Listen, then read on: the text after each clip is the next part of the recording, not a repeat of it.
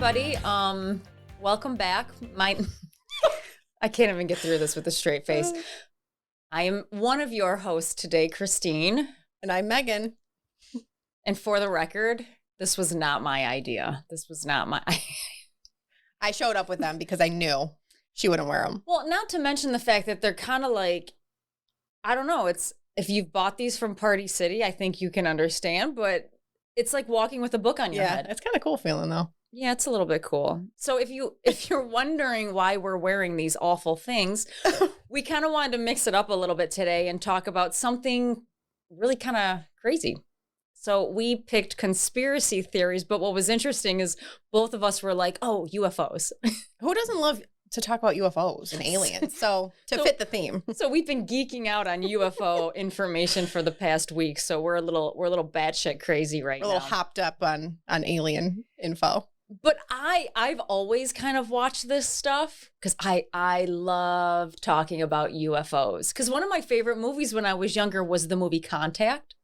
Oh, I haven't seen that in so long. With Jodie Foster Yes. and Matthew McConaughey. Yes. Is it Matthew McConaughey? I don't know. What does he look like? Blonde hair, Yeah. good looking. Was it going to run Southern for guy. Texas? Yes. Yes. All right. All right.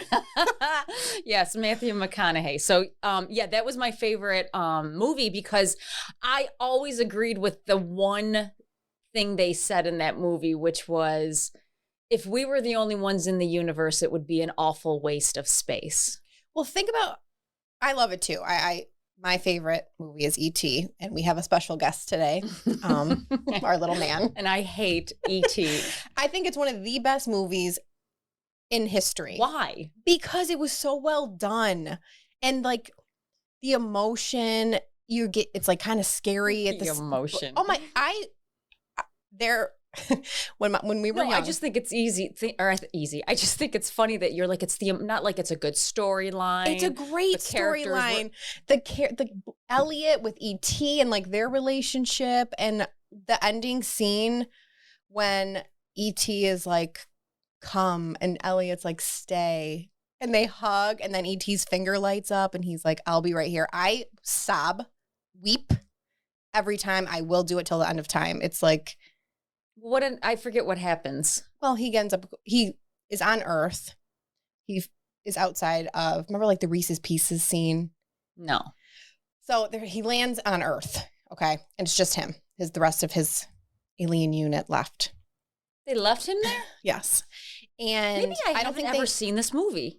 Steven Spielberg. No, I know the movie. I've been on the Disney ride. You need to rewatch it. Okay, well, that's not going to happen. But why don't you just explain it to me now? So E.T.'s there. He's at the house, like in these bushes of Elliot and his family. Drew Barrymore, remember, she's like a baby. Yeah, no, I know it well. I just don't know the. And he discovers this alien and keeps him in his home. He tries to hide it from his mom and his brother and his little sister. And eventually they found out that he has this alien. And they become like the best of friends. There's like a connection that they make and the way they speak to each other and understand each other. But the government, I think, knew there was some sort of crash or something that had happened. So now they're trying to track what happened, and they locate him and they try to take him away. And it's like, that's when they get on the bike and they're running away and they're going through across the moon. And then eventually, that's the Disney ride, by the way. When I know, you're on the bike, the best. Like when you were a kid, if you didn't want to wear a red zip-up hoodie and get on your bike and pretend that you have an alien in your little basket. Did you? Of course I did. I didn't. I'll never forget. We were so young. I forget what ages we were, but we were watching this movie with my dad. My mom was not home. She comes home, and it's like the ending scene that I was just talking about. And it's like very emotional. The music's like building up in the background. You know, E.T.'s got to go home with his family. Like his family comes back and gets him. They got to get him back to his, outer space land. And the scene of them like saying goodbye to each other, my mom walked out the door, my dad, me and my brother are sobbing, crying, and my mom's like, what's going on? And we're like watching E.T. and it was just like, you put more emotion into that synopsis than you did your own introduction. Correct. In the beginning. I'm passionate about E.T. I guess so. I freaking love it. It's like the best movie. It's the best movie. Everybody knows the movie. I guess I haven't really ever watched the movie but I know all the characters. Anyway. I'm telling you, it'll you will have a new outlook if you rewatched it. I don't think so. I'd rather watch Ancient Aliens, which I did don't know watch. what that is. Okay, it's Ancient Aliens with the weird guy with the curly hair, and he's about as passionate as you are about aliens, as you are with ET. But basically, it's really interesting kind of where Ancient Aliens had. So I used to watch this all in my 20s. Like this was my jam in my 20s. I would be so excited to like get home from work and Gotta watch Ancient Aliens. watch Ancient Aliens. Because they don't just talk about aliens, they talk about ancient civilizations and the connection that they could potentially have to aliens, Okay. ETs, extraterrestrial life So form. E.T.'s family. Because I'm going to tell you right now, for the record, I believe in UFOs Same. 100%. Absolutely. They are- I think it's one of the most fascinating things. And what's interesting is that back in the day, if you said that, I mean, even in the beginning of our lives, if you said that, you were crazy. Yeah, you were cuckoo for Cocoa Puffs. People thought you were crazy. Yes. Yes, and it's interesting to see how that has evolved, and we'll get into it later in the episode. But just how now recently, it's a thing to be talked about. Well, and it's being finally- acknowledged. Finally being made public. Do you know? Yes. Do you know the president that actually started making it public a little bit? Who? Bill Clinton and Hillary Clinton. I don't love them either, but they were the ones that kind of started to show. At least talk about it. Well, I shouldn't say they released classified information, but they were the ones that were not so much trying to hide that this was a big secret. I think I'm correct on that. I think. But I also don't believe that UFOs or aliens are a threat to our civilization at all. I don't think so either. I think if you think about just, it's kind of mind blowing, and it's hard to wrap your mind around the fact of how big the universe is. And there is no way we are on Earth. We are the only living things in the universe. There's just no way. How pompous of us to think that. But I do believe somewhere out there, whatever is existing, I do believe that they are much smarter than us. I think they've been around for a lot longer. I think they've learned a lot more. And yes, they are, well, on average, it's said that they are 50,000 to 500 to 1,000,000 years ahead of us. So, and that depends on what you watch, Ancient Aliens, documentaries. Everyone kind of has a different number, but everybody does agree that they are civilizations that have been around for much, much, much, much longer. So one of the things that I learned on Ancient Aliens was that, you know how you have like a blood type, you're AB negative or AB positive or O positive. They cannot trace back the negative blood types to anything. Really? This was an episode. So today's humans carry the genes of an ancient unknown ancestor left there by hominin, I'm so not saying that right, species intermingling perhaps 1,000,000 years ago. So they kind of presented that like there is something in our line that they can't really trace back to even before Neanderthals, before Homo sapiens. There's still something there. And then you pile on top of it the negative bloodline. Positives can be traced back, I believe, to Homo sapiens or Neanderthals. Okay. I'm negative. I'm negative as well. Just saying. Just saying, right? Right. So basically, what does that mean? It means that these might not be fake. Yeah. These So little my ears. my next note is about ancient astronauts, but we'll get back to that. So what that means is I wrote a little do on this. Oh man, I can't find it. So, okay, so some believed we were created by aliens, and there's two philosophies. One is that we were created in their world, put on planet Earth, and we are literally their living experiment. The second, Yeah, I don't know about that. well, it is conspiracy theory, so we can get really I don't know if I wild can today. get behind that. Second is that they came down to planet Earth, mated with Homo sapiens, and therefore the negative bloodline, we are a hybrid version of I hate saying the word aliens, ETs, as well as what was on Earth, so Homo sapiens back then. So we're a hybrid version or we're an experiment. I don't think either of that is true. Why not? Do you feel, so people with negative bloodlines or that are a hybrid, they tend to think that their lives have some bigger purpose, but they're not quite sure as to what. Do you feel that way? Do I feel like my life needs a bigger purpose? Don't we all? Yeah, but like, is that going to happen? I'm just saying, I don't know. It's a feeling. I think sometimes I'm not just being sarcastic. I do think sometimes I get feelings about something before they happen. Ooh. A little bit. Not for everything, but sometimes it's like I'll think about something out of nowhere, a situation or conversation, and then it will happen. Also known as deja vu. Yeah, sometimes that happens. Well, then we'll have to that could happen to everybody. We'll have to come back to that when we start talking about the paranormal. Uh-huh. So do you think aliens or ETs are like living amongst us, like Men in Black style?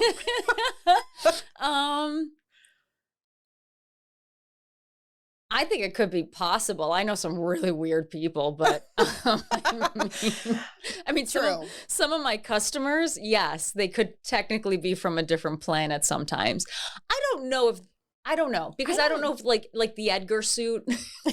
Remember Edgar from Men in Black? Yes. Although his wife was my favorite character. It's phenomenal. I mean, that's another fantastic movie. She was the best. But I don't know. I don't think they're living amongst us and they're wearing suits. And then there's this like, I don't know, area on planet Earth where they all fly into and like put their suits 51. On.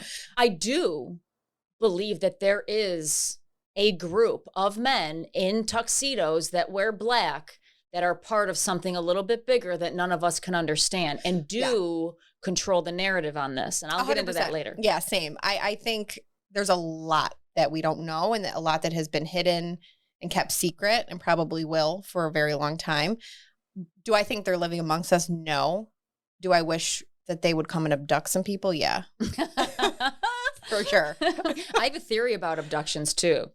I went down a rabbit hole like of people claiming, they were abducted or they disappeared. They were gone for days and then came back and don't know what happened. And so my strategy for our show prep for this, Meg, was more about I wanted to look at like everything and all the new stuff coming out and everything that's being revealed and everything was declassified, which was, by the way, started by Trump. And Trump is linked into my narrative later on. Because once again, I focused on this one documentary that I've watched now 4 times. Yeah, I got to watch it. And I don't know if I necessarily believe in everything in the documentary, but man, does it make you think. It's compelling. And what's the name of it again?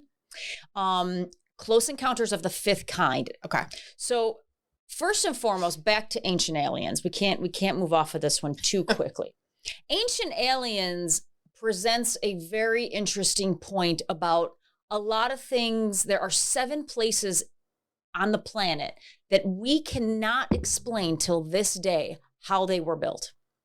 And did the ancient civilizations have help from what they call their deities? Because these deities came from above, these ETs that flew down onto Earth, helped the people there, maybe mated with them, and then left. Interesting. So these places are beautiful. So I got to look them up. I can't say half of them, so bear with me. We'll show images. Sacsayhuaman. Mm-hmm. Mm-hmm. And for those of you that can't see the picture right now, let me just describe it. It's all these huge boulder blocks. They're almost square-like, not perfectly squared, but square-like. And they build this massive like wall, and it's almost like a little bit of mini maze, and there's stairs, and it's huge. No human beings can move these rocks. Machinery, it would take a long time for machinery to move these rocks. So here, let me share these pictures with you. Where? I have no idea. I didn't put that in my notes. Now, the next one is the Nazca Lines. Also don't know where this is, but these are like etchings in stone and in mountainsides basically of hieroglyphics Yeah. that have been there for centuries and centuries. It's almost and centuries. like a just way bigger version of what you would see in like the pyramids and all That's of that. one of them too.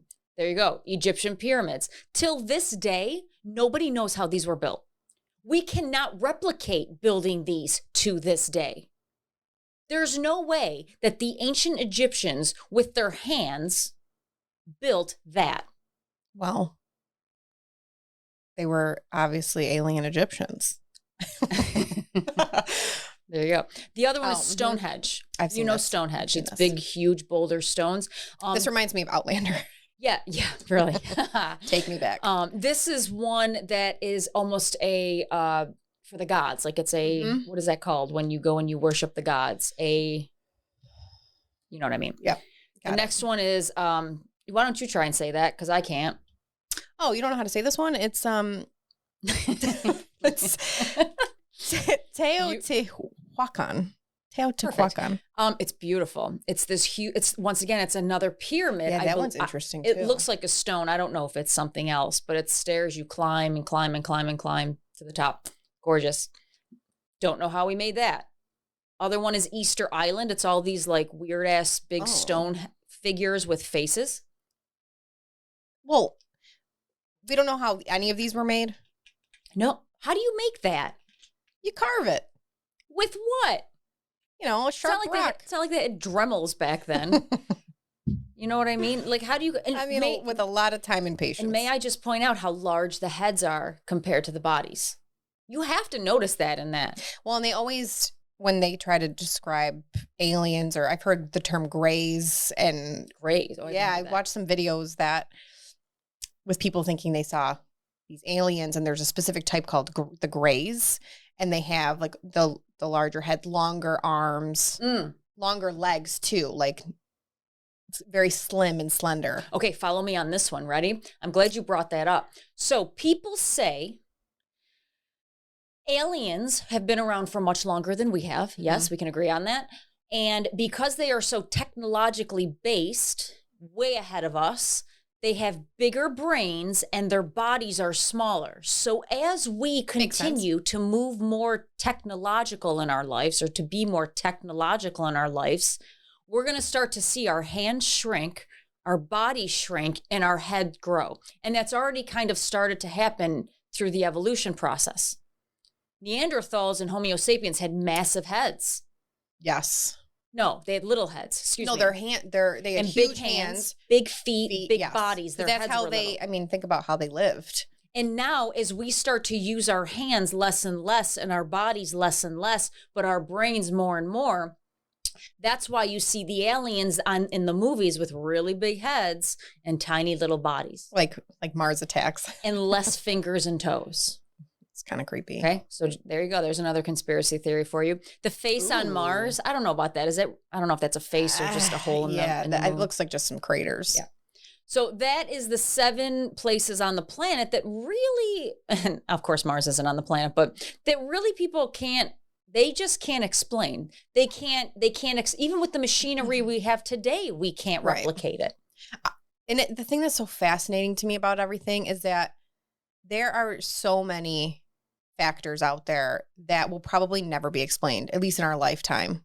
And it's just It sucks, but it's also crazy to me that like there's we try to be in control of everything, but there's so many things out of our control. I think when it comes to that, think about the oceans. Like we have some understanding of what goes on. But there's so much that's untouched. We still haven't seen I think it's like over 80% of the ocean floor. That's wild to me.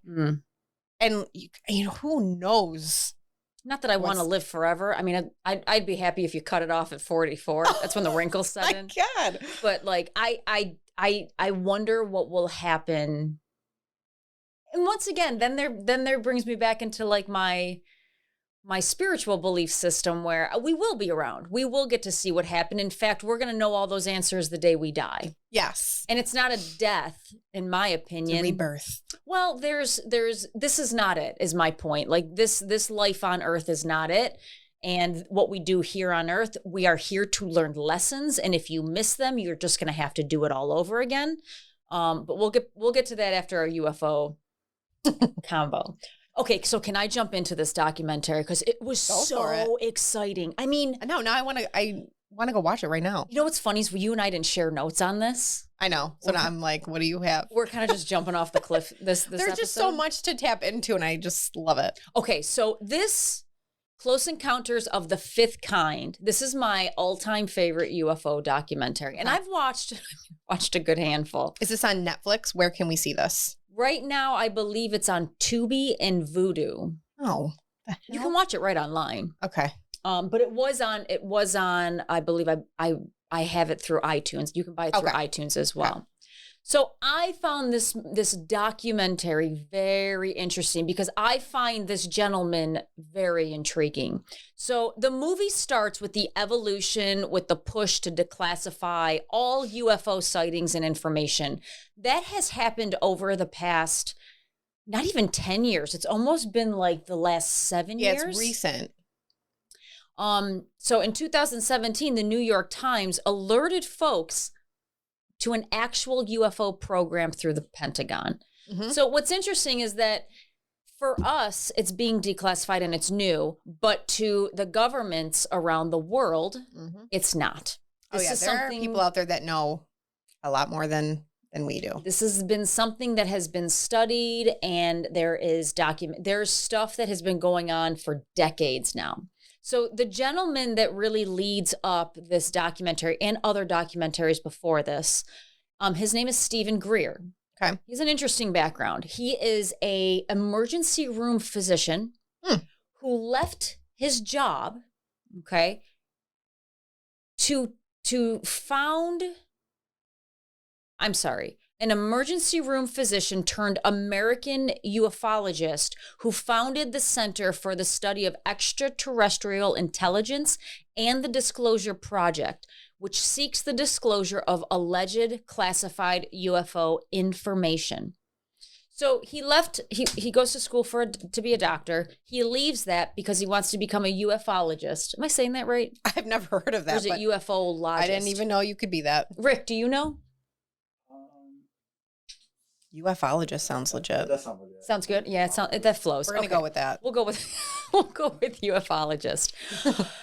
And he starts this movement, and it becomes pretty big, pretty fast. So what's interesting about him, and you should give me a buzz collar every time I say the word interesting, because it's something I use in my life. I meant to bring that. That's another prop.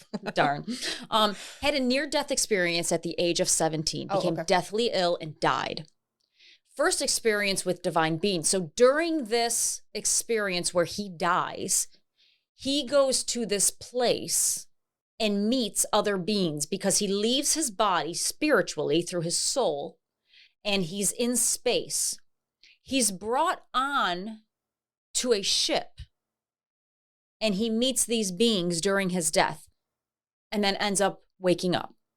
Now, this is actually documented. I actually looked this up. There was an actual death for Stephen Greer, but he lived, like near-death experiences. Yep. Don't know a lot about them. It's a very interesting subject, though. 6 months later, he saw another UFO during a deep meditation and got a telepathic message. Went back to the state when he died. So basically, he went back to that deep state in space, had an encounter with another ET. This ET took him onto another ship, and together they came up with the CE5 contact protocols. And basically, in a nutshell, the CE5 contact protocols, how humans can contact ETs, is basically as a heart and mind together intent. And do we think this is legit, or that this guy is certifiable? I'm pretty good at calling bullshit, although I have still been bullshitted if you look at my relationship history. I found him to be credible, which is why I continued to watch the documentary. I found him to be very credible because I truly believe that when you die, you don't die, you just die a physical death here on Earth. Something does leave you and goes somewhere else. I believe in heaven? I believe in levels. Oh. In dimensions. I do believe in a higher power, a higher being. I also believe in the Force. May the Force be with you. yours. See, that's where things get blurred for me because I really do believe that there is a heaven. I believe that's where you go when you die. It is, and to me, it is. I don't know. I don't believe that. It's hard for me to grasp. Like, okay, when you die, you're going to go on an alien ship and live with other beings. I don't think everybody gets the invite to the alien ship, but maybe if you have the negative blood type. So you and I were raised Catholicism. Yes. Yep. We went to Catholic high school. Mm-hmm. Catholic schools all the way through high school. Yeah. I did religion when I was younger. Yeah. I was told there's a heaven, there's a hell, there's a God. Yeah. As I got older, I kind of was a little upset with Catholicism because I didn't like what was going on in the church with the. Well, sure. Yeah. There were some unfortunate. Well, it would to me, like organized religion is just a business. Here, come to church so we can collect your money and build a big structure and house all the priests that touch little boys. To me, it's a business. I'm being very dramatic, but to me, it's a very big business. Now, what's interesting is I got very far away from my Catholicism, and then my father passed away. And I was alerted to a lot of different things in my life that I'd never experienced before after my father passed. So that kind of flipped everything on its head. And I became very spiritual. I sound like one of those dumb blondes. Like, I'm not. Excuse me? I don't like really. Oh, sorry. Excuse me? You're not a dumb blonde. You're a beautiful, smart blonde. Sorry. I wasn't saying that to you. We're going to fight after this. But like, I'm not religious. I'm spiritual. But I am. I believe in spiritualism. No, I know a lot of people like that. You know? I do. I believe in levels of heaven. And you can say levels of heaven, you can call it dimensions, you can call it time, you can call it whatever you want. I think that here on earth, we are connected to time and distance. I think when you leave this earth, that stops. You are not limited by time and distance. I also believe that. So I believe in levels of heaven, we'll call it. And basically you go into the levels off of what you do here on earth. If you are a shit human, you're not going to make it to a very high level. And so you don't think they necessarily go to a hell. They just go to maybe level 1. Level 1, which isn't fun. There's no cake and cookies and, you can't. Yeah. You can't do what you want through the fields. For me, my heaven's like cake and cookies and you don't gain a pound. Don't gain a pound. Maybe that's 4 or 5. I don't know. But it's levels. And so if you're a good person and you're an enlightened person, and I don't mean that you've lived like a perfect life, but no one does. You have empathy, you care for the human race, or whatever race, whatever, you care for all living things, I should say, all life, and you've learned your lesson, then you can become enlightened. Interesting. It is interesting. I read a book after my dad died and it kind of alerted me to a lot of things. And I really kind of hung on to that philosophy. And I'm kind of babbling a little bit. I'm all over the place. We'll break it down a little bit. I think it's interesting to talk about because it kind of, in some ways, ties together. And I think you do have those groups like people that are like, no, these are not real. UFOs don't exist. There's no such thing as leaving this earth. And I mean, how could you say that? But, and then there's, you have other groups that are like, there is heaven. That's where you go when you leave Very here. religious, yes. But for me, like, again, I believe there's a heaven and a hell. I do. I do. I think that's, like you said, if you lead a good life, you're kind, you're not going to, everyone sins, everyone makes mistakes. Like, no one's perfect. I get that. But I do think there are people that will go to hell. I just do. I think there are some people that will go nowhere. They're going to be stuck. Yeah, they're going to be stuck somewhere. But on the other side too, I 1000% believe that UFOs are real. Your sword. Thank you for these. Yeah, I mean, phenomenal. I do believe UFOs are real. I believe. Well, wait a minute. Before we get back to UFOs, I think everybody needs to believe, and I say the word fear, a higher power, a higher purpose. I dated an atheist when I was younger.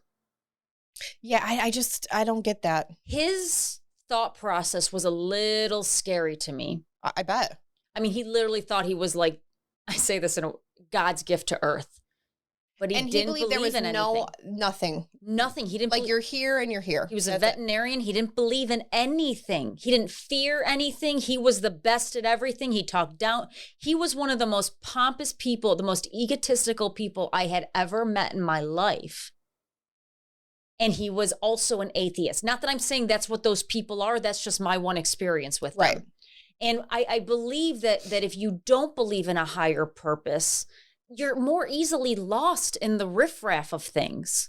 Well, yeah, and you can get caught up. I feel like it'd be so easy to be like, well, I'm going to do this because it is what it is. I'm only here for so much time. I'm going to do what I please. I don't care about anybody else. I don't know. I just feel like, what are you living for? I don't know. I don't know. So that was my one experience with an atheist. I don't know any others. I don't either. I find it interesting when you don't believe in a higher purpose or a higher power. How do you wake up and get excited for your day? Yeah.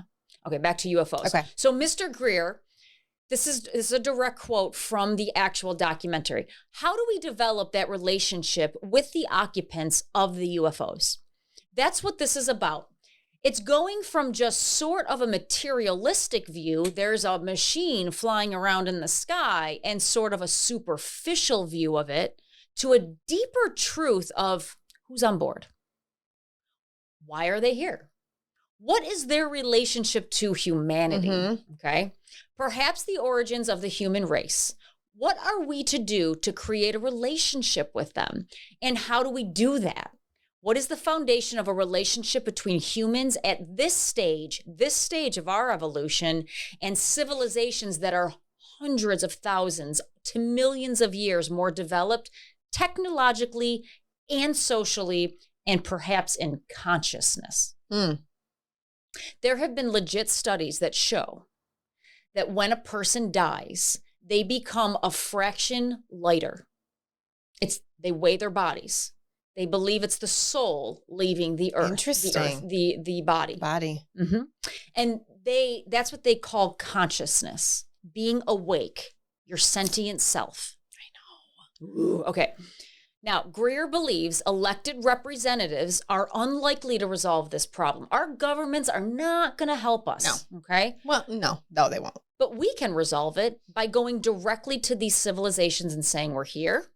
You can make contact with us. We're unarmed. We're friendly. I mean, that's just crazy. It's like when you do a Ouija board and you're like, we're here. Come to us. Don't hurt us. Spelling the name. Yes. Like, flick a light. Close encounters of the first. So just, do you know they categorize how when you see UFOs and if you're abducted, they're all in categorization? No, I didn't know that. Okay, so let me list it for you. Yeah, break it down. Close encounters of the first kind consist of visual sightings of an unidentified object, flying object. Close encounters of the second kind, some physical trace to present, like impressions in the ground or scorched vegetation, crop circles. Okay. By the way, when I first learned to mow a lawn, that's what my lawn used to look like, was crop circles. It took me a long time to get my lines nice and straight. Close encounters of the third kind, the occupants or pilots of an ET craft are actually witnessed. Ooh. That's a movie, Close Encounters of the Third Kind. Yeah, with Dreyfus, yeah. Mm-hmm. Close encounters of the fourth kind, a human is brought on board an ET craft. Close encounters of the fifth kind is directly communicating with those beings through deep meditation through our own consciousness. Dun, dun, dun. I know. Dun, we dun, need some Yeah, there you go. As I was doing this, though, do you know Ghostbusters? I mean, duh. Come on. Do you remember childhood staple? Do you remember the second Ghostbuster where Peter Venkman is he's like a not a radio host, a TV host, and he brings that woman on where she is in the beginning and she sleeps with, I don't know, she meets an alien in a bar and she's being taken up to the room. She sleeps with him or cheats, I don't know, and claims that he alerts her about the end of the world. Yes. Do you remember her? I have her right here. Yes. Oh, fantastic. As I'm sitting here, I'm like, oh my God, it's the best scene ever. Oh, we need to bring, we need more movies like this. You know, Bill Murray's probably hands down my favorite actor. Love Bill Murray. He's phenomenal. So there's one scene in Groundhog Day that I literally, if I'm having a bad day, will just watch over the clip. and over. It's the scene where he's literally, it's the 8th million Groundhog Day, and he's doing the newscast, and he's like, and I'm here, and blah, blah, blah, blah, blah. Like, it's just so, I don't know. If you have a stressful day, watch that clip, because it's just so Bill Murray. I've read that he's not a very nice guy. There's been some things that have come out about him recently, but I mean, is it true? Who knows? Who knows? Who cares? I think he's hilarious. Movie-wise, acting-wise, he's great. Oh my God. Peter Venkman. Best character ever. So that's what that reminded me of. Proactive human-initiated communication with extraterrestrial beings is your close encounters of the fifth kind. So basically, Stephen Greer believes that the government has concocted a story that extraterrestrial beings are a threat to our world, and we should fear them for decades now. That is why keep it a secret? Why ostracize the people that say they've seen UFOs, right? They build a picture of interplanetary war. Okay, Hollywood has definitely helped move this along. Oh, it's become a phenomenon for how long now? I mean, think about all the movies and shows that have been made, like Independence Day, Mars Attacks, which is, a comedy. War of the Worlds. War of the Worlds. What's it, Signs? Signs. So I'll get to a list Stranger of them. Things, all that. So you have Arrival, District 9, Contact, Battleship, Alien, Prometheus, War of the Worlds, Independence Day, Terminator, Men in Black, Cloverfield, try that one again. Extinction, Signs. Those are huge and it's all about aliens attacking us. Yes. So Greer believes it's actually the opposite. However, I'm going to bring it back to the OG ET. They're not about attacking us. They were friendly. And there was an understanding. Oh the goat of aliens. There was no war there. I mean, it was one alien on the land, but his family came back and got him. We were going after the alien. Correct. That is what Greer believes. Greer believes. I just gave him a new name. We are the biggest threat to extraterrestrials. He calls it covert human. Okay? When ETs sense fear from humans on Earth, they immediately back off and disappear. You can't argue that. Yeah. They're only in the sky for a second. And they move within a split second. And then they disappear. There is actual NSA footage on September 15th, 1991 of a UFO in space evading electronic weapon from Earth. It's one of the coolest pieces of footage I've seen. You see an UFO flying around, and this is not a spaceship. It doesn't look like a spaceship. Right. It doesn't move like a spaceship. You see something project from Earth, and the object has to move out of the way. So there's actual NASA footage of us going after extraterrestrials. I feel like I'm you talking about Britney Spears right now. Right? You know what I mean? Mm-hmm. Greer's point is that these ETs have shown incredible restraint and to not attack back, almost like a Gandhian passes. I don't know what is wrong with me this week, but I cannot talk. Red leather, yellow leather. Red leather, yellow leather. Yeah. Words are hard for me this week. So Gandhian pacifism. Okay. So we are the threat. I believe it. I do. Like I said, I think they are much smarter than us. I think they're much more in control. And I truly don't believe they're out to cause violence or any of that. Well, I mean, I think they're curious. Yeah. Well, but think about it. So I just watched, I got stuck watching this documentary last night. It's new. It's called Contact Has Been Made, or The Moment of Contact.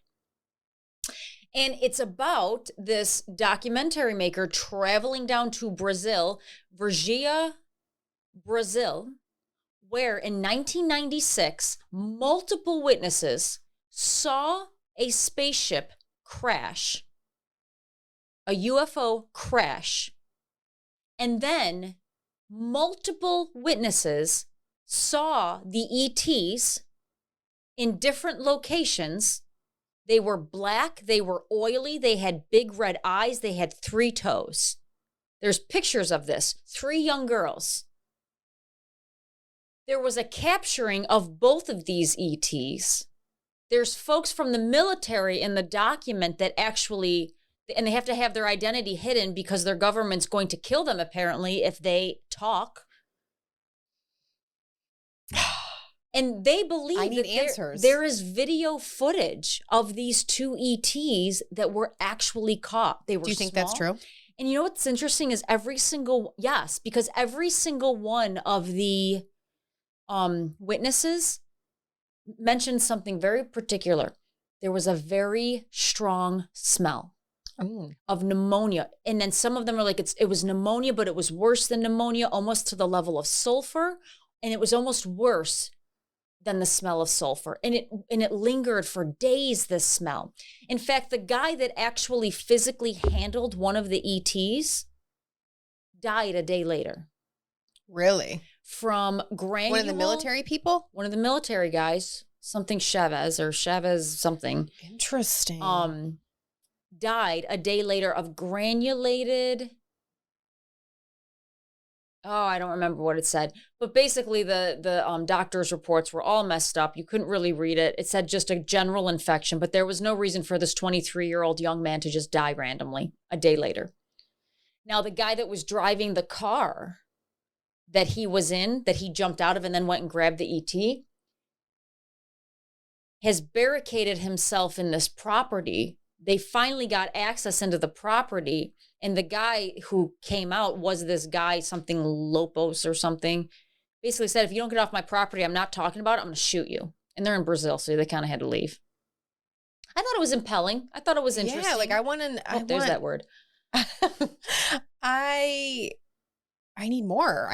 Watch it. It was interesting. Yeah, I'm gonna watch it. And you listen to all these folks from Brazil talk about this and the cover up that happened, and they're still covering it up till this day. I think there's a lot of cover ups, and it's recent enough that people actually remember. I mean, if anything that I've read, I'm no expert, but anything that I've read, it always talks about some cover up after. Like, I think the first well-known UFO sighting was back in 1947. Mm-hmm. And this man, Kenneth Arnold, he claimed to see a group of 9 high-speed objects near Mount Rainier in Washington while flying a small plane. And he said the speed of the crescent-shaped objects were like several thousand miles per hour. And looked like they were skipping on water, he said. And then there was a newspaper report that followed that the objects were saucer shaped. So they called them flying saucers back then. Hence the term flying saucer. But then they tried to say that it was a military, something with the military, an aircraft or something like that, cover it up saying it's not what you think. Same thing with the Roswell UFO crashing. That was what was his name? He came out and said that he saw a UFO. It had crashed and there were parts of that there. That was also supposedly a military training, or they were testing something and that was covered up. And people have tried to come out and speak about it, but it just keeps like getting pushed to the side. And then look at Area 51. I mean, it's supposedly, military U.S. Air Force, training ground, testing ground for different aircrafts and different, military equipment. But it's you cannot get on the property. You can't access it. It's been confidential for years. And, there's a ton of speculation about it. It's been like that for years and years. But what really goes on there? Mm-hmm. People believe that alien aircraft crashed there and that they had bodies and that they've been testing them and they've housed them there for all these years. Listen, people will lose their shit. They will. Your antennas agree. People will lose their shit if like ET, I guess I understand why the government covered it up. Because you have to be very careful. You don't want to instill fear. How you unfold this. But I believe the government also created the fear behind it because This is what governments have done for years. They've created a boogeyman effect against a certain group so that people can mobilize against it. Get ready for an interplanetary war. Stephen Greer says, and as one member of the royal family told me, we need to do things so that the public will accept in blood and treasure the sacrifices needed to have an interplanetary war. Just like any other war. So bombshell CIA documents previously published by the Disclosure Project, reveal a decades-long psychological warfare campaign to cultivate a culture of fear towards extraterrestrials. They're just taking the narrative and telling us to fear it. So right, because it's the unknown. We don't know. We don't know anything, and it makes you wonder, like, if they would have let us know, right? I don't know. I understand. Once again, I straddle this one. I understand being in leadership, why you can't just be like, oh, like there's other people from other planets here. We're going to try to make contact. Like, I understand why you can't do that. It becomes a spectacle after that. Right. I know. I think it's been around since humanity has been around. Of course, it has. I think I read something too that there's been articles stating that some of the first sightings date all the way back to like the 1630s. Like the Puritans. There's stories back then about seeing these. This is so stupid, these I can't even take you seriously. Oh my God. I'm just going to wear these for the rest of the day. You have to also ask yourself the question is like, this is probably linked back to a lot of money too. Mm-hmm. You know? I mean, how much money has Hollywood made off of this one?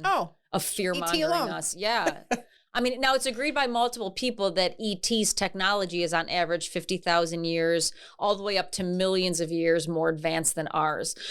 So are they a threat to us? Because in my opinion, if they're that far advanced, like basically if they wanted to kill us. They could have taken us out. It would have been like ready, set, match, go. You know, like see ya.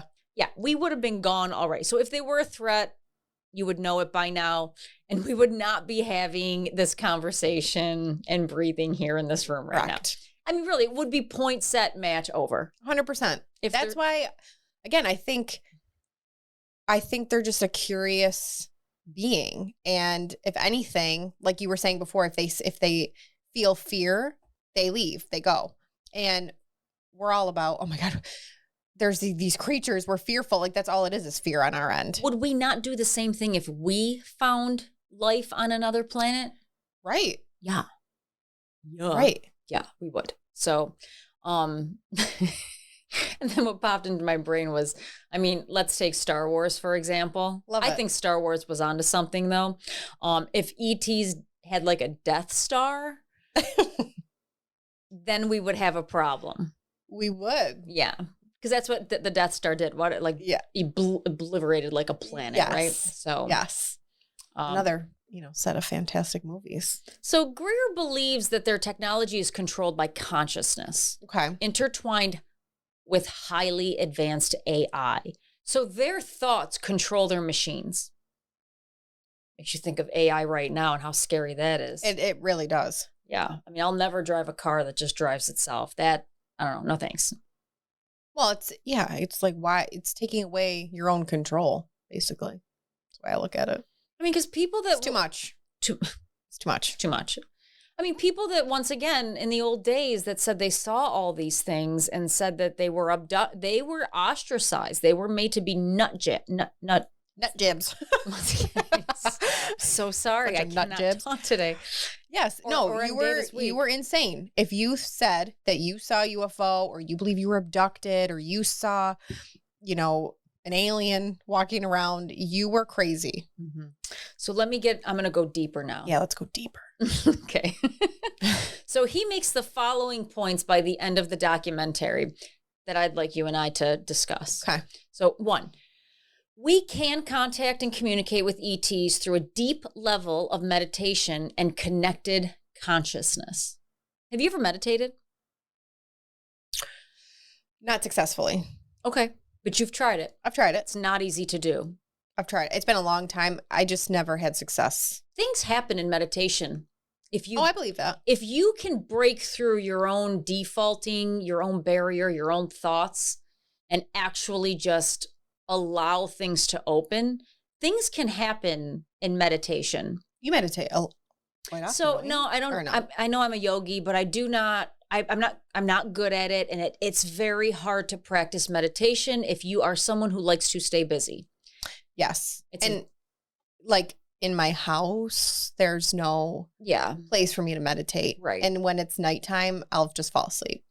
Right. If I try to meditate. Meditation is not easy. It's not easy. It's probably one of the hardest things on the planet to do.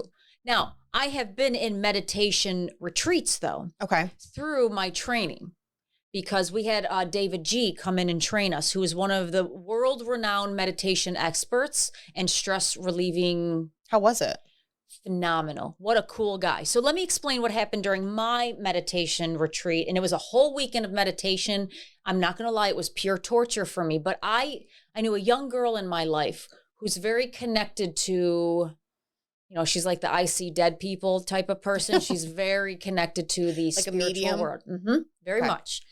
And she was next to me and she would meditate. She would go very deep. I mean, I would be there. I'd have to open my eyes. I'd have to move around and fidget a little bit. She would go very deep. And one time, it was midway through the training, she woke up, she grabbed my hand, and she goes, I just saw his mother. And I was like, come again?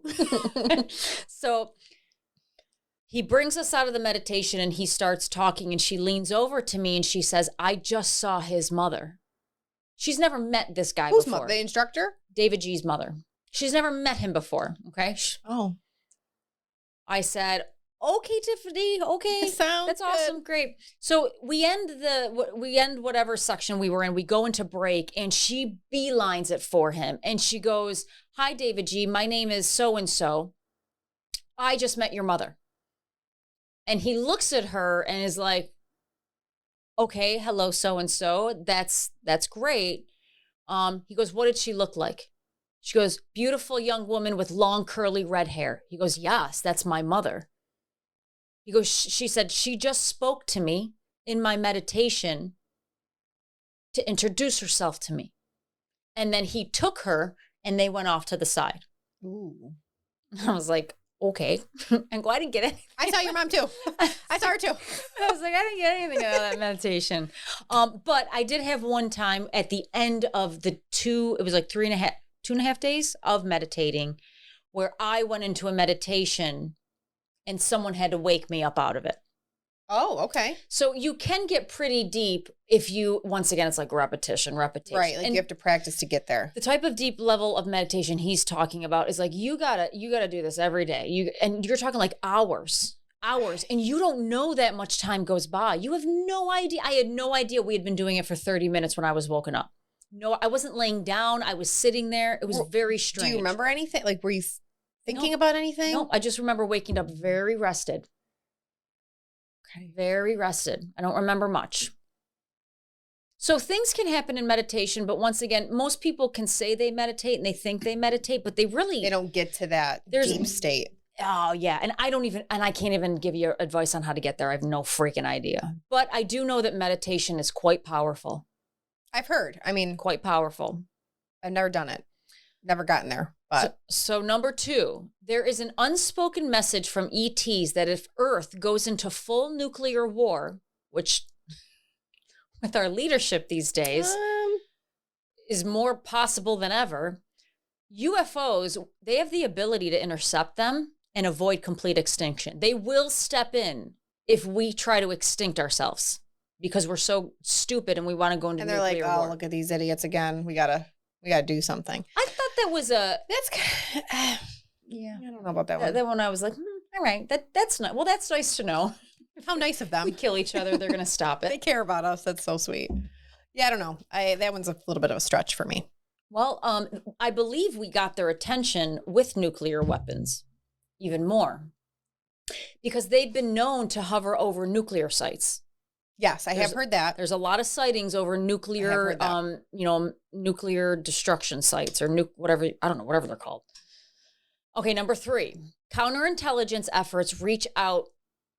Oh, here we go again. Okay, counterintelligence efforts reach a new level of absurdity with the staging of host events like cattle mutilations and alien abductions. Let me finish.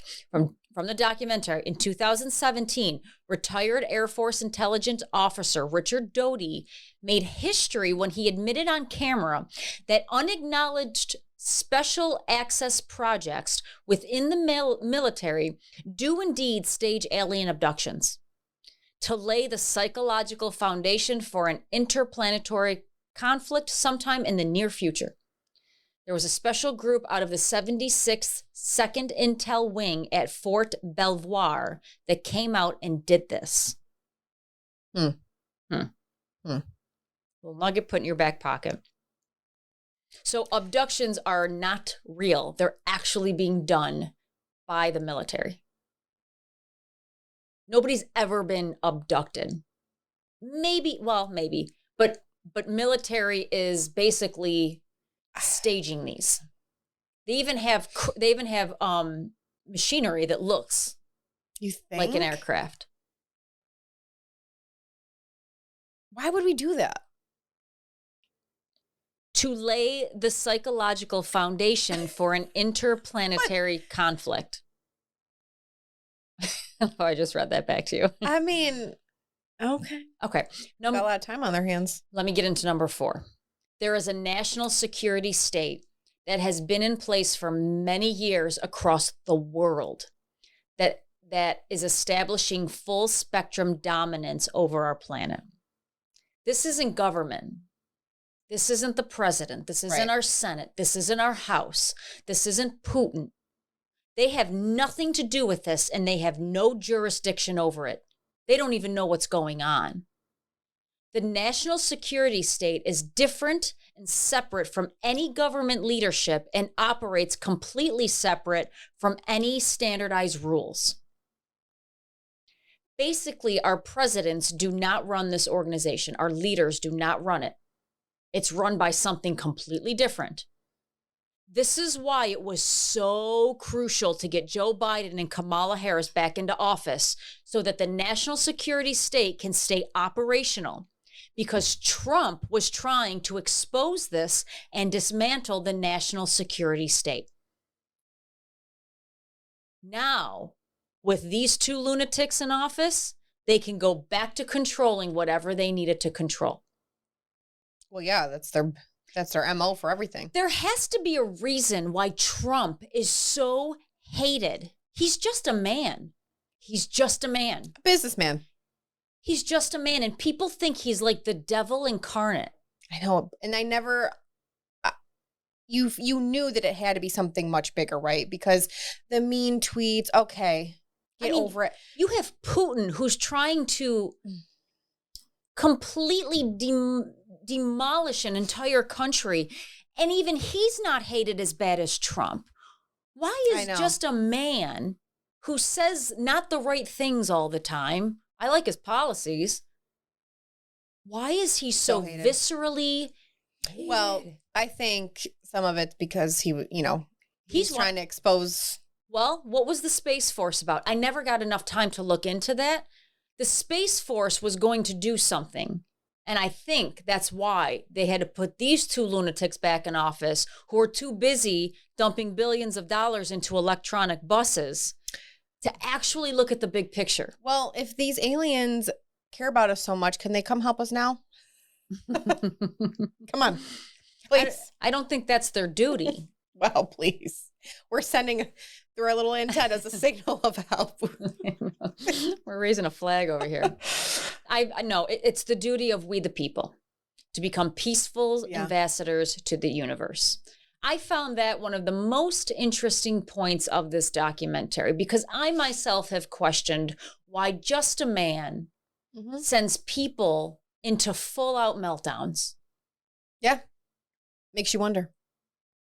There was one very big point that I loved that Mr. Greer made. The National Security State, people potentially working with and through To the Stars Academy, there's another academy going on, are going to be pitching this problem saying, well, we can't just let our whole civilization know. That's this highly advanced, technologically superior society out there, and because our whole culture will collapse. So we can't just let people know because they believe this will collapse the culture. Whereas, in fact, it's quite clear that it's their defense of the elite, this 1% of the human family that basically ends up controlling over 40% of all the wealth on the planet, that they're really defending. They're defending themselves, not the culture of the planet. It is their world that they're trying to defend, so that you see that this is a subset of a larger question about how spiritual consciousness and the evolution of consciousness, of understanding what we really are in the makeup of the universe, is a threat in itself to this elite. When we figure out our place in the universe, it threatens their pocketbooks. That's what that's saying. Because that is the dissolving away of these kind of differences among ourselves, and this coming into a full ownership of our proper place in the universe puts these people out of business as the ruling elite. Did I screw that up enough? Did you? My eyes are crossed, but no, I'm just kidding. No, I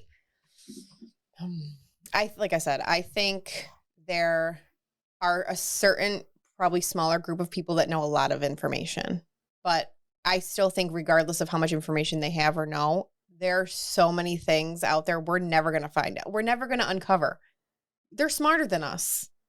They're smarter than us.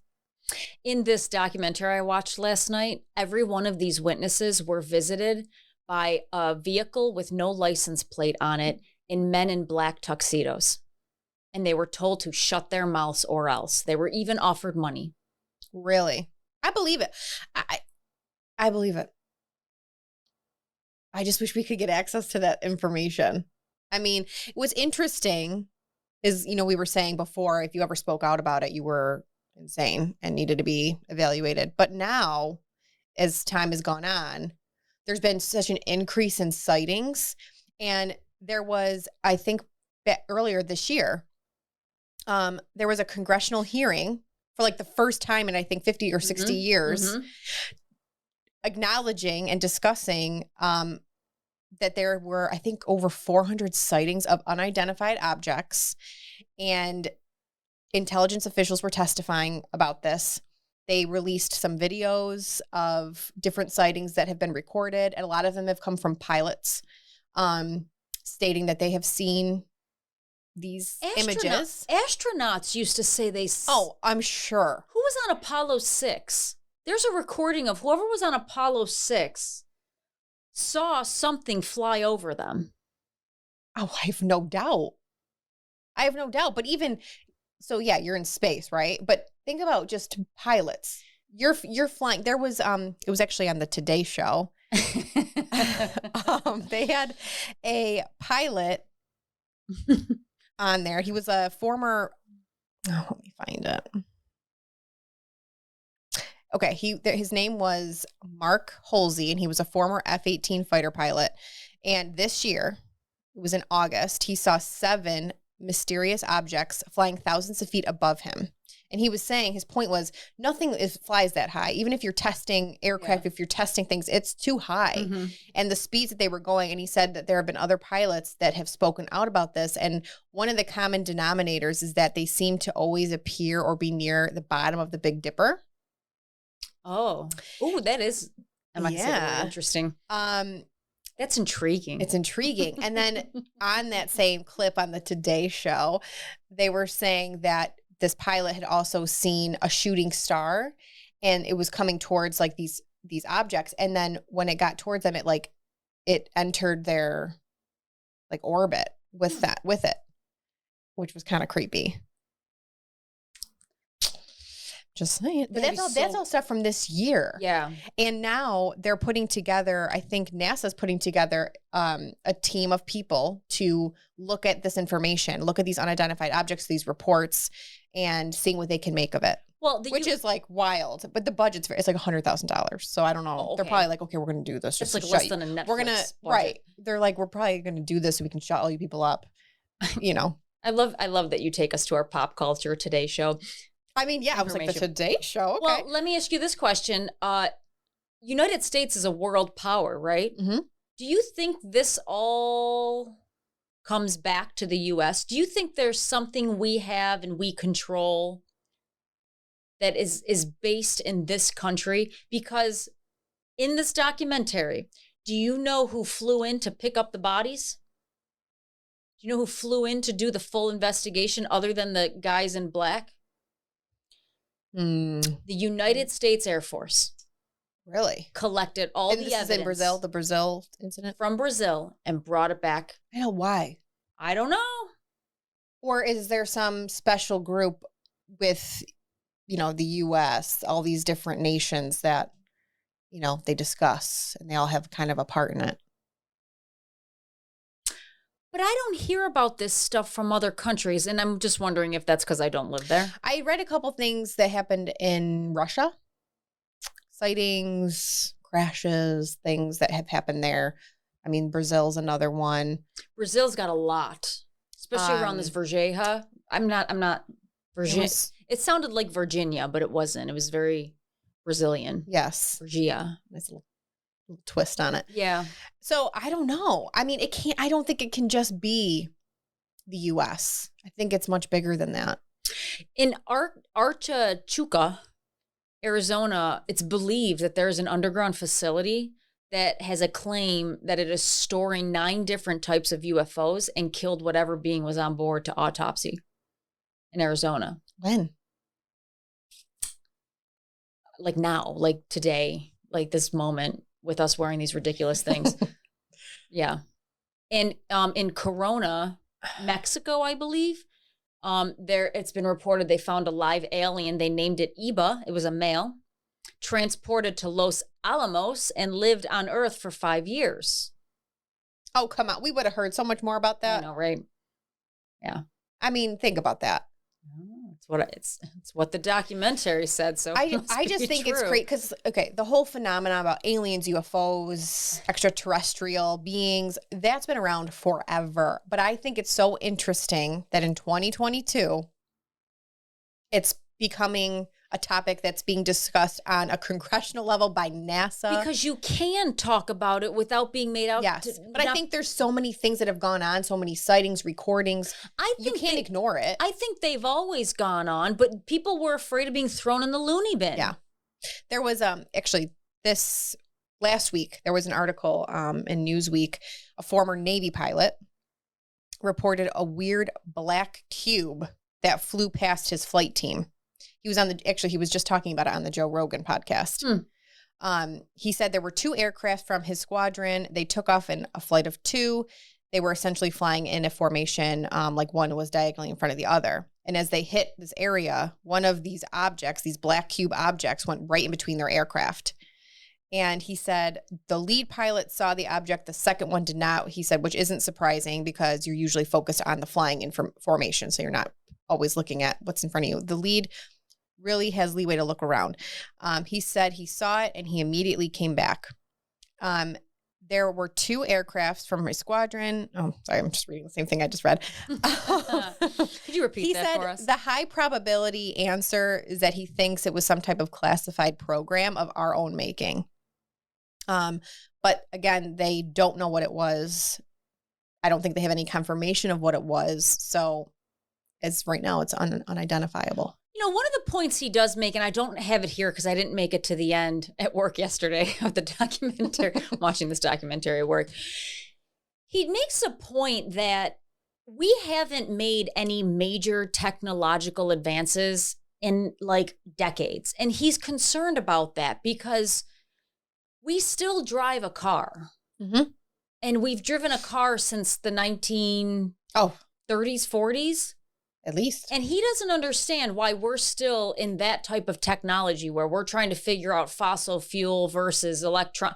He doesn't understand why if we've had all of this information and these crashes and this technology, why haven't we developed it and brought it forward so that we can make things with it?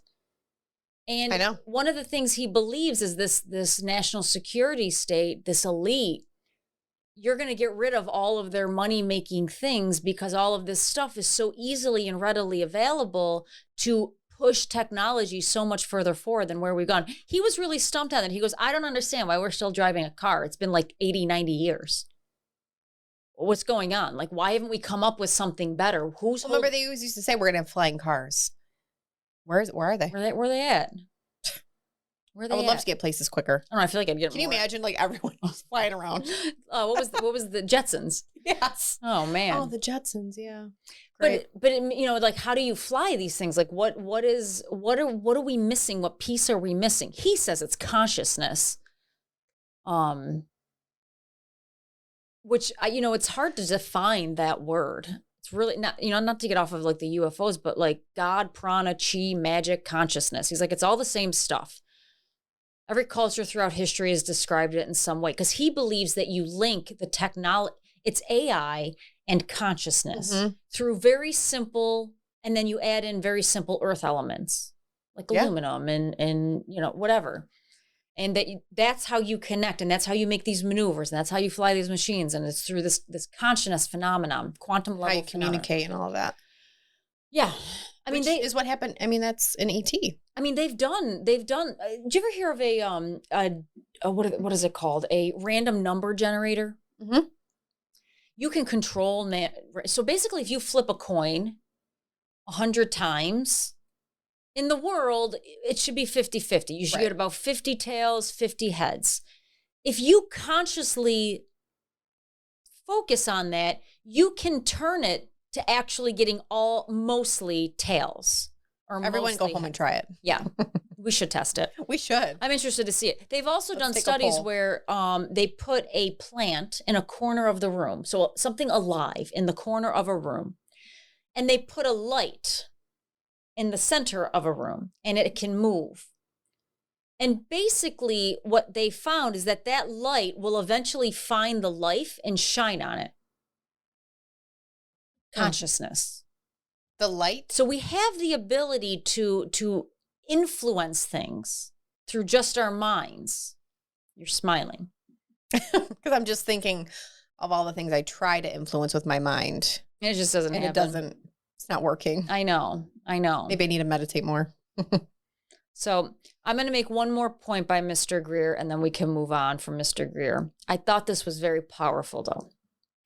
If you take someone from Italy and someone from Japan, very different cultures. This is the point of the whole documentary.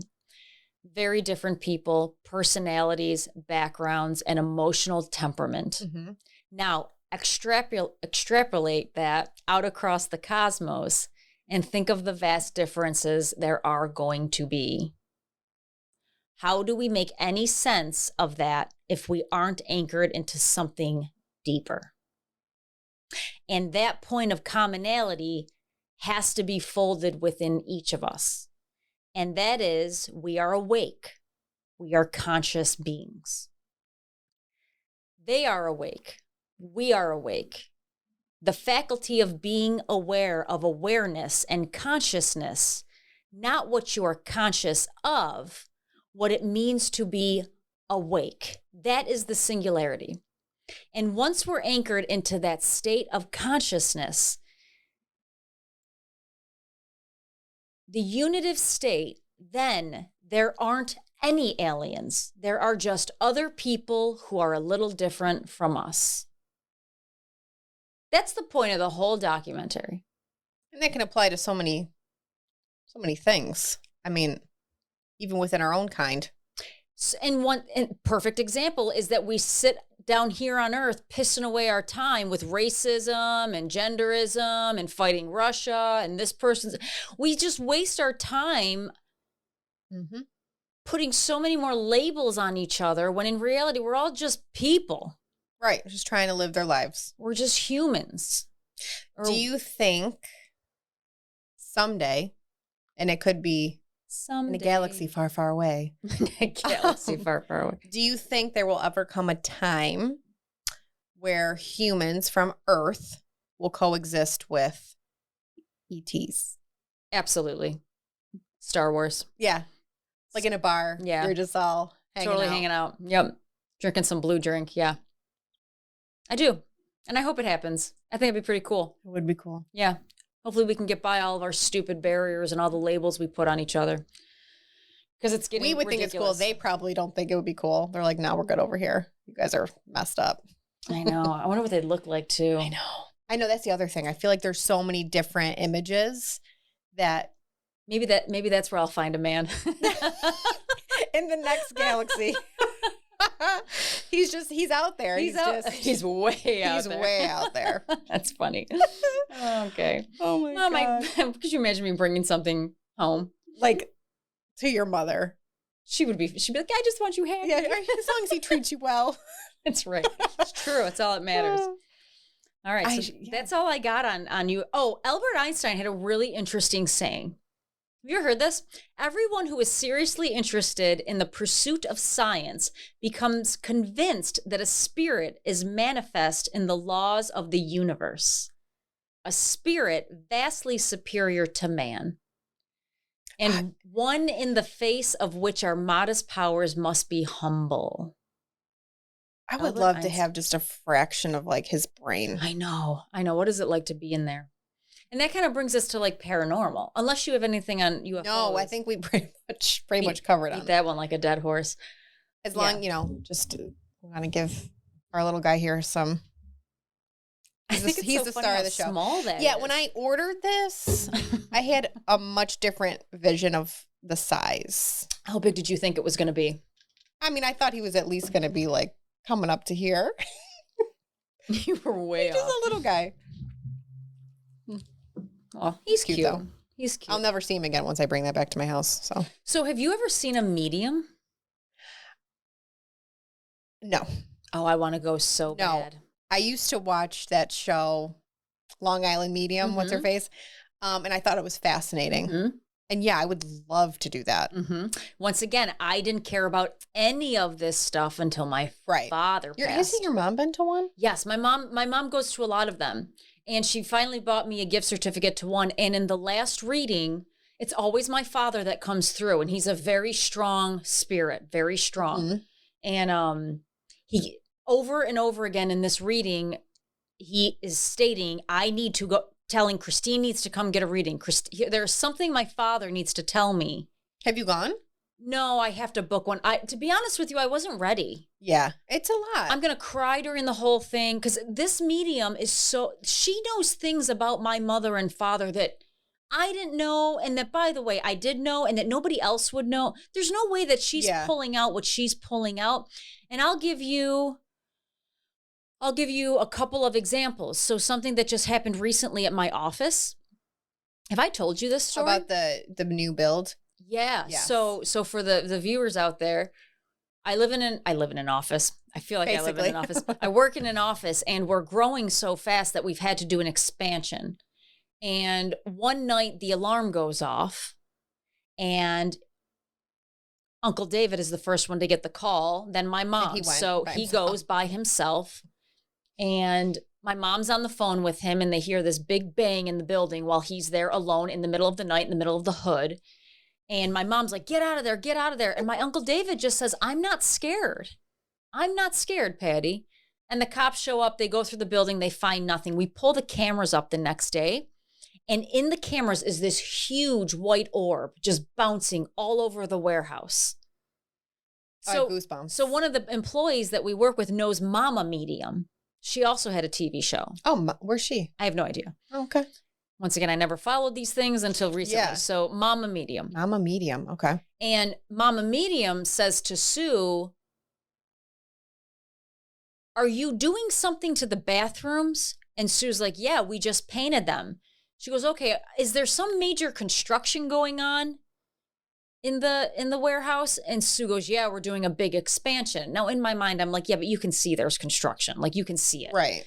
And then she asks the question, she goes, who's Don? That's my father's name. And she doesn't know Don, by the way. She doesn't know Pat. She doesn't know anything about the history. Yikes. And Sue goes, that's Patricia's husband who passed away. She goes, oh, Don, who's a very big spirit, is checking out the construction, making sure that it's built correctly. Which is so him. So him. Not enjoying heaven, just down here checking out construction. Yeah, making sure everything is just right. In a nutshell.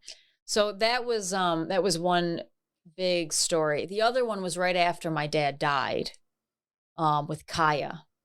I had a little teacup Yorkie. Did I ever tell you this? I don't know if I know this one. I had a little teacup Yorkie, And my dad died very unexpectedly one morning. So I moved in with my mother immediately. It was pretty traumatic. He was, went to sleep the night before, totally fine, woke up, actually never woke up. So I bring my little dog over who is like this big, little tiny. Like the size of your hand, basically. Yeah, so cute. And I'm making that stupid thing you make with all the pictures on it. Collage? The collage that you make. for the. And my dog, by the way, is 14 years old. She's batshit crazy. She just does circles around the house. She's not adventurous. She doesn't go upstairs. She doesn't go downstairs. This dog does nothing except sleep and walk in circles.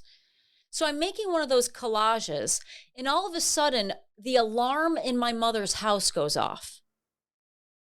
And I get up and I'm like, what? No, I'm sorry. I have this wrong. The alarm did not go off yet. I literally sat up from the collage and I go, where's Kaya? And then the alarm goes off. And I go, whoa. I run over to the alarm box and it's blinking saying septic tank. The alarm is not hooked up to the septic tank. And it's saying septic tank it's on the alarm. It's saying septic tank as it's going beep, beep, beep, beep, beep, beep, beep, beep, beep, beep, beep. I go, oh my God, Kaya. I run all the way downstairs, which is a twisting staircase, all the way to the basement, into the unfinished part of the basement. I look in the septic tank. I literally grab my dog out of the septic tank before she drowns. I did not ever hear that story. And I'm looking at my dog in pure shock, and the alarm just goes off. It stopped on its own. Just stopped. And I call my mother, and I said, hi, is the alarm hooked up to the septic tank? She goes, no, why would an alarm be hooked up to the septic tank? I go, because my dog almost just drowned, and the alarm told me to go grab her out of it. I truly believe that was my father. 100%. I wouldn't think anything other than that. And that was the day I was like, whoa. And the other thing that was weird, later that night, my sister was over and the alarm went off again, just randomly. And then the next day it went off again, just randomly. This was an alarm that worked perfectly fine all the way up until the day my dad died. So it was almost like he was like contacting us in some way, but he saved my dog's life that day. It was crazy. I'll never forget that. That was the day that I was like, something's bigger here. I totally believe all of that. Until that day, I could care less about religion and spiritualness and heaven. I do believe that, especially when there's been a death and there's been kind of a traumatic event. I believe that you're more open. I don't know. I think it's just in your moments of grief or whatever, you're just open to things. That was nuts that day. That was a crazy day. I thought I was nuts. It's just crazy. Yeah. Dog that doesn't... I totally believe all that, though. Just jumped into the septic tank randomly. I know. Like, what? Yeah. And it's not easy to get to. And an alarm that just randomly goes off. And said septic tank on it. So that's kind of like my experience. And then my mom handed me a book it's by Mark Anthony, not the singer. He's actually a criminal attorney, but he's also a medium. It's called Letting Go. And that was when I started reading about death. And he has some really great points in his books where he talks about death, and he says, death is only hard for the living because we're not educated on it. And he goes, and let me have this book serve as a education. And he goes, I'm not one religion. I do believe in a higher power. I do believe in multiple. And that's where he gets into his explanation about when you pass from this earth, your spirit, your consciousness moves on to whatever level you've entered into. And if you haven't learned the lessons you need to learn here on earth during your lifetime, you don't go up in levels, you stay. You can also drop down in levels. If you're high up, you can move down through the levels, but if you're low, you can't go up. And he also said, I don't know what's in those different types of levels. I just know that they exist. And people come back through me to visit people, to apologize, to contact their loved ones. It's my duty here on earth to help these folks communicate what they still need to communicate to the folks on earth. He also describes something called a soul circle. Your soul circle always remains. The close people you have in your life will always be close people in your life, just in different lifetimes or even different dimensions. They can have different roles. I think my sister must be my mother in a different dimension because that's how she treats me. You know what I mean? Like you and I will always be in each other's soul circle. Yeah. We've been close growing up. My best friend, your mother, your father, they could just have different roles, but your soul circle always remains the same. People pop in and out of your soul circle for periods of time, but there's a permanent soul circle. Your mother, your father, your brother, your sister, your best friend. Interesting. Very interesting. He also talked about suicide. He says people... Yeah, because I feel like there's that kind of, well, no one likes to talk about it, obviously, but what happens to you if you take your own life? He describes it as if you take your own... So there's two things in life that are guaranteed in this life. The day you're born and the day you die. You can't change those two things. If something happens in between, there's something called divine intervention. Yep. Things that will actually happen to save your life. Okay. So two things are guaranteed: the day you die and the day you are born. That contract is already written. If you commit suicide before the day your contract states you're supposed to leave this earth, you sit in a dark place until the day you were supposed to die. That is what happens when you commit suicide. So if you commit suicide at 14 years old and you're supposed to die at 56, you have to live in this world's time, that much time until the day you're 56 and you were set to die. And then you can move on. Yeah. That's what he says about suicide. I mean, that makes sense to me. You're not supposed to kill yourself. No, you're not. I definitely think you're not. And I agree that it's all meant to be when it's time for you to leave this earth. You just live in darkness until that day. It's not forever, but it's till that day. It's weird to think about when's your time going to be? You don't know. I know, but it's knowing that they're like, because it's always so devastating, right? When someone who's young or a child or somebody passes, and you have to believe that there was a reason.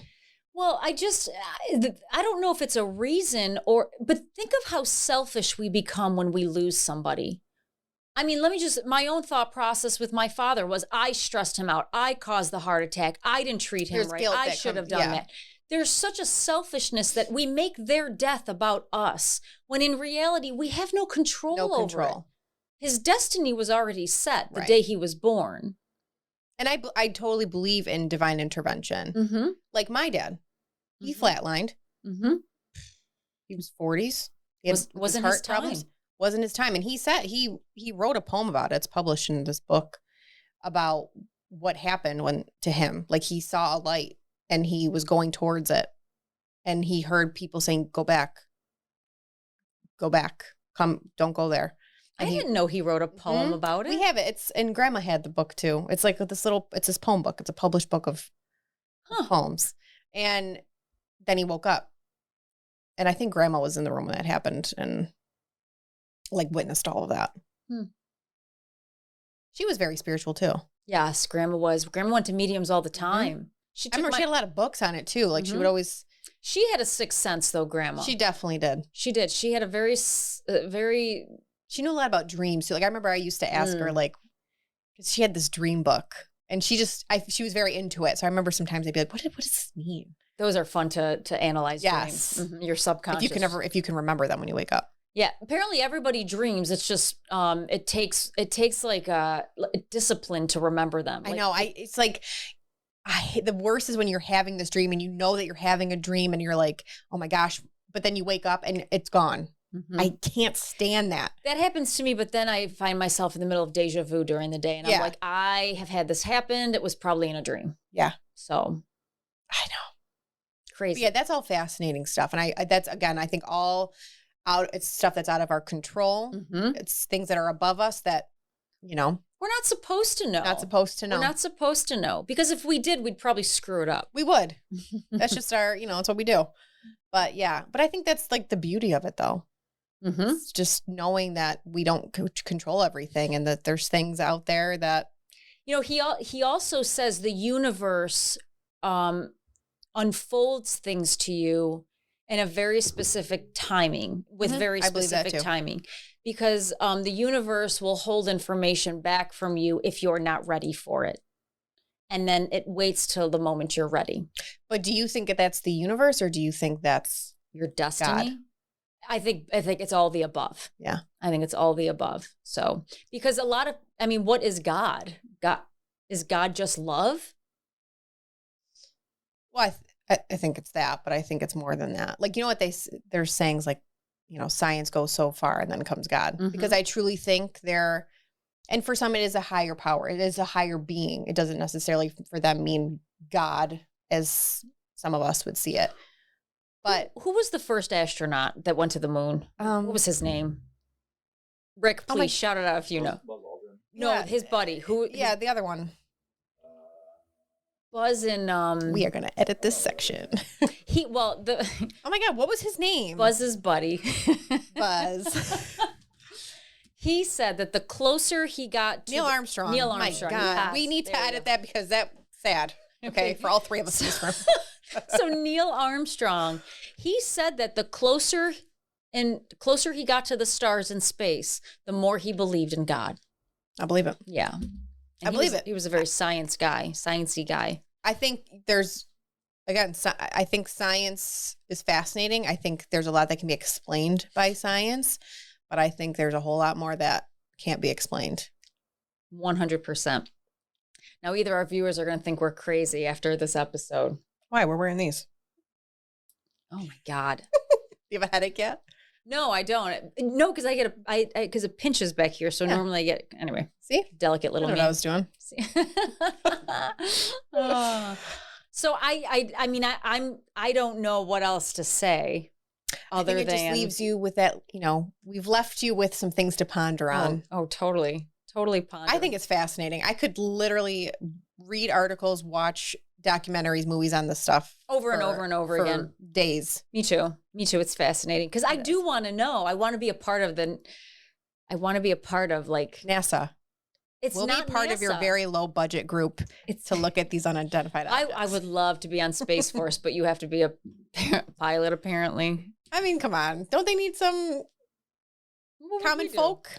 Help people get into their uniform? Yeah. No. What are we going to do? Oh my God. Serve some beverages? I don't know. We can keep secrets though. We could. All right. Well, that's it for today. Hopefully your head isn't spinning too much. We'll be back for the next episode. Topic to be determined. Yes. Anything else, Meg? Go in peace. All right, everyone. We'll see you soon.